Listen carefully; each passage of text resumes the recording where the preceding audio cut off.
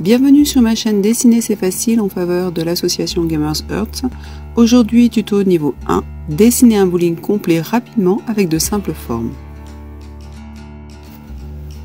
Commençons par le décor simple et efficace. L'idée c'est de comprendre où nous sommes très rapidement sans trop peaufiner les détails. Le long de chaque vidéo, vous apercevrez des raccourcis clavier qui vous permettront au fur et à mesure de mes vidéos d'apprendre par cœur et donc d'utiliser plus facilement le logiciel.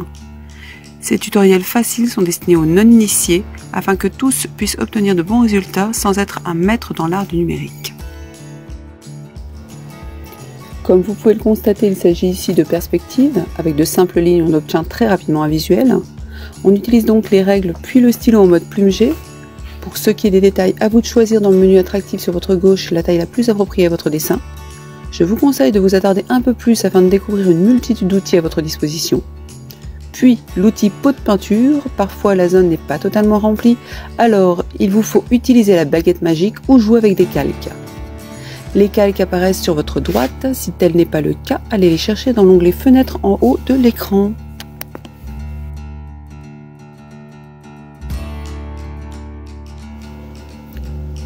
En haut à droite, une fenêtre vous permet d'agrandir ou de rétrécir votre plan de travail, également de le faire pivoter sur 360 degrés si tel est votre besoin.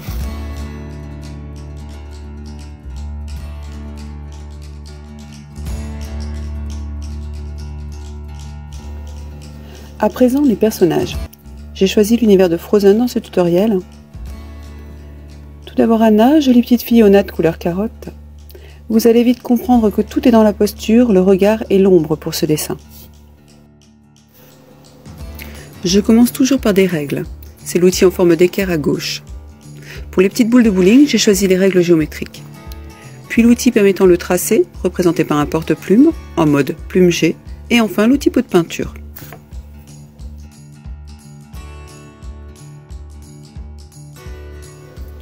Deuxième boule, la fameuse Elsa, avec sa magnifique tresse et ses couleurs pastel. Le principe est toujours le même, règle, plume, pot de peinture. Essayez de ne pas trop déborder pour éviter les retouches ensuite. Pensez premier, deuxième et troisième plan. Ici, l'ombre est derrière le visage, qui lui est derrière les cheveux. Des retouches. À l'œil, je constate que les trois trous destinés à l'origine pour les doigts sur une boule de bowling ne sont pas équilibrés. Alors j'utilise l'outil zone de sélection, représenté par un lasso, en haut à gauche. J'entoure la zone déplacée, puis une barre d'outils apparaît, me permettant de déplacer l'objet en cliquant sur échelle rotation, représenté par un carré. Ensuite, il faut valider le déplacement sur OK.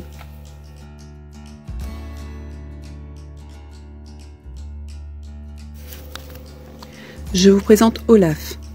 Pour les deux petites filles, les trois trous originels de la boule de bowling étaient représentés par les joues et la bouche. Pour notre boule principale, c'est le nez carotte et deux boutons. Bien sûr, un bonhomme de neige est blanc, mais je choisis un blanc bleuté pour qu'ensuite une couleur soit prise en considération, car par défaut, les fonds dans les logiciels numériques sont blancs ou transparents. Alors l'intérêt de mettre une couleur, c'est d'éviter les problèmes de remplissage ou de calque par la suite. On appelle un blanc bleu un blanc de titane. J'ai choisi de faire une seule joue afin de faire un copier-coller, CTRL-C, CTRL-V, et d'obtenir ainsi une symétrie car ce personnage sera au milieu du dessin. Vient ensuite Sven, personnage amusant à faire car ce n'est pas évident de transformer un caribou en boule de bowling. Vous verrez au travers de mes vidéos que j'aime beaucoup m'adonner au morphing et je compte bien vous apprendre rapidement à en faire autant. Pour ce qui est des couleurs, normalement ces bois sont blancs, mais je trouve que c'est plus parlant, couleur bois pour représenter ses défenses. Je vous suggère d'éviter les sujets trop symétriques, omis les narines par exemple, quand le personnage est bien de face, les cheveux, les poils, faites-les plutôt au feeling, votre sujet paraîtra bien plus réaliste et plus vivant. Sur cette boule, j'ai choisi par exemple de dupliquer les yeux et les narines, en revanche les bois et la touffe de poils sont eux faits à l'instant. Pour poursuivre, je vous propose Christophe, le gentil dresseur-livreur du film au baudet charismatique. Dans les représentations animées, il faut s'attarder sur un détail afin de représenter un personnage. C'est parfois difficile tant quelqu'un ou quelque chose peut paraître banal. C'est là tout l'œil de l'artiste. En fait, nous sommes tous capables de faire des caricatures, dès lors que l'on repère le détail. Souvent c'est un nez ou des oreilles proéminentes par exemple. Là, ce sont des boules, alors il faut chercher plus loin. Moi, j'ai choisi son bonnet. Enfin voici Hans, le vilain, car il faut toujours un méchant dans l'histoire. Je me suis attardée sur ses pattes ainsi que sur son écharpe d'un bordeaux mauve afin de le rendre un peu plus attrayant. Attardez-vous un peu plus sur les détails de chaque personnage. Les reflets dans les yeux doivent donner la direction du regard. Si le personnage regarde à droite, alors les reflets seront à gauche. Insistez sur l'effet de mouvement, c'est une boule. Amusez-vous à déplacer les éléments du visage de quelques degrés à la fois et ça donnera de multiples résultats.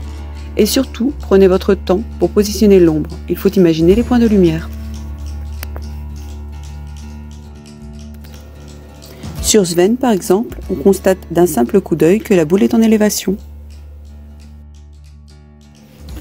C'est parti pour le montage final. Chaque personnage va retrouver son couloir et on va découvrir qui va gagner. Le cartoon, c'est quasiment de l'art abstrait. C'est réussir d'un seul jet à faire comprendre à l'observateur ce que l'on a dans la tête. Utilisez un calque à chaque import d'une boule sur la scène. Vous sélectionnez toute l'image avec CTRL A, puis vous copiez avec CTRL C et enfin vous collez avec CTRL V sur la scène. Ensuite, vous sélectionnez la partie blanche avec la baguette magique et vous la coupez avec CTRL X, la touche Delete ou la touche supprime de votre clavier. Sachez également que le logiciel prend le raccourci clavier CTRL Z permettant de revenir en arrière sur une action quand on s'est trompé. Donc pas de panique, on peut se tromper. Faites attention à la taille des boules. Tout est question de perspective. Plus la boule est éloignée, plus elle sera petite. Pour finir, amusez-vous avec les outils de décoration. Moi j'ai choisi l'onglet Effets, rubrique étoile B et signez votre œuvre. Merci d'avoir consulté cette vidéo. J'espère vous avoir appris plein de petites astuces. J'attends avec impatience vos commentaires. A bientôt avec Gamers Earth quand les gamers mettent leur cœur à nu.